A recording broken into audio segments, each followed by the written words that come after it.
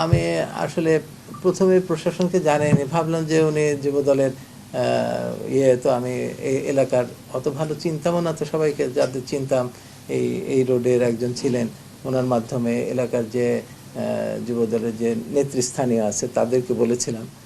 ভাবছিলাম যে ওনারাই বোধহয় বলে দিলে হয়তো বন্ধ করে দিবে। মাঝে মাঝে আবার চুপ হয়ে যায়, আবার মাঝে মাঝে বেড়ে যায়, এরকম করতো।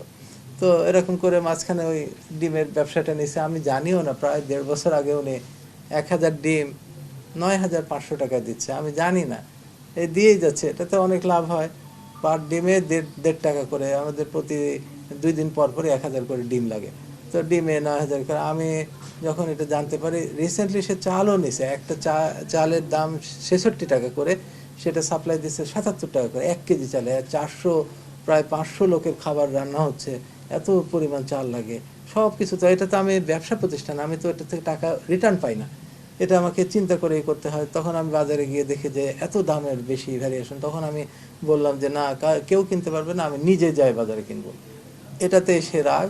এখন কে ইনফরমেশন স্যারকে দিল, স্যার এটা কেন বন্ধ করলো, তাকে জিম্মি করো, তাকে আটকাও, তাকে এই করো, ভয়ভীতি দেখান, এই এই হচ্ছে এর ব্যাকগ্রাউন্ড। পুলিশের কাছে আমরা যখন জিডি করি, জিডি করতে একটু সময় লাগলো, যাই হোক জিডি নিয়েছেন। তারপরে আমার এক ভাই ছিলেন ডিআইজি, উনিও ফোন করে দিয়েছিলেন। তো পুলিশ ব্যাপারটা কেমন যেন মনে হয় যে ওনারা যখন কালকে আসছেন, আপনার একটা চিত্র তুলে ধরি যে এখানে 60-70 জন সন্ত্রাসীর মতো এরকম চেহারা চেহারা, ভালো না এরকম নেশাগ্রস্ত ব্যক্তি একেবারে বিভিন্ন ধরনের কাজ করছে।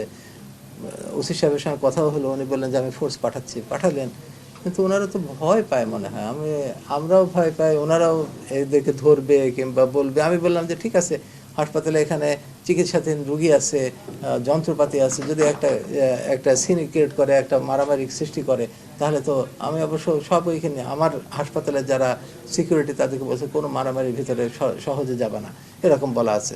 যাই হোক আলহামদুলিল্লাহ হয়নি। আমি বললাম যে ওসি সাহেব আপনি ওনাদেরকে নিয়ে যান, আপনি যে সিদ্ধান্ত দেবেন, যে মীমাংসা করে দেবেন, আমি এটা মেনে নেব।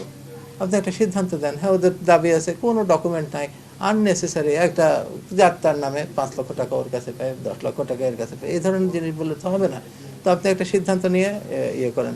পরে অনেক কষ্টে তাদেরকে থানায় নিয়ে তারপরে একটা সেটেল ডাউন করছে, যে 2 দিন টাইম দিয়েছে, যে 2 দিনের ভিতরে একটা ফয়সলা করবে, এই সেই।